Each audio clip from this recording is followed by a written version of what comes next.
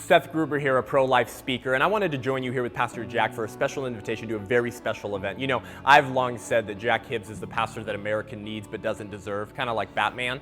Well, he's really stepped into his Batman role in the last year, and he is defending the most vulnerable and those who cannot defend themselves. And what we're calling Love Life California really started here, what we're calling the pro-life Mecca of California in Chino, where now, thanks to Pastor Jack's leadership and the faithfulness of his people and his flock at this church, we have a Christian witness outside of the 3 abortion centers within an hour radius of this church every day, offering the hope of the gospel and the help of the local church. Some of these abortion centers are shutting their doors on certain days because not enough people are coming in. Why? Because the church showed up, so that we could prove Francis Schaeffer wrong when he said that every abortion center should have a sign out front that says open with the permission of the Church of Jesus Christ. We believe that God and His Spirit are on the move in California right now, and we want to give Him a reason to show California mercy, because He will not bless a people or a land who allow, sanction, or celebrate the slaughter of His children in a womb that He Himself entered human history in. So Jack and I want to invite you to this special event on January 29th here at Calvary Chapel Chino Hills,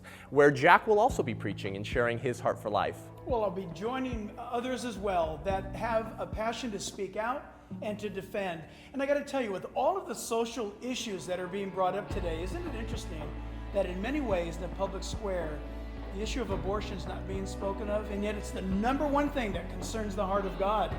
And so if there's going to be an opportunity for God to show mercy to California, it's going to be this issue. So as you heard Seth say, January 29th, all day in-person event. That's a Saturday right here on campus. Please don't miss it. Will you make it a priority?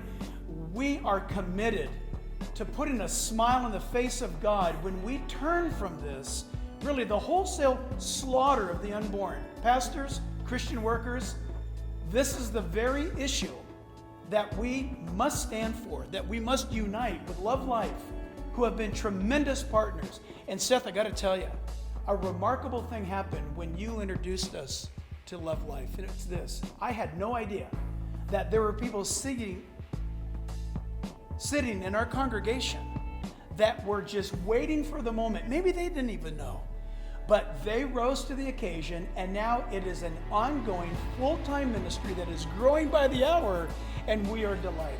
And by the hundreds. You know, friends, Psalm 106 says that because of Israel's complicity in child sacrifice, the land was desecrated with blood. And so, and I quote, God gave them over to be ruled by those who hated them, so that those who hated them ruled over them. I believe with Pastor Jack that we are already under the judgment of God because of abortion. And if you want revival in this land, if you want to see this country turn away from its crash course to collision, it has to start with life. And so if you're pro-life and you care about life, but you haven't done anything before, and you've always wondered, what should I do about being pro-life? This is your game plan. This is your rallying call. We're inviting you to Calvary Chapel Chino Hills for an in-person event all day on January 29th, 2022 to take back spiritual ground in California, so that people stop running to abortion centers and start running to the Church of Jesus Christ, the very God-ordained institution that should have prevented abortion from coming to America in the first place. We will be judged by God, and we will be judged by the next generation for what we did on this issue.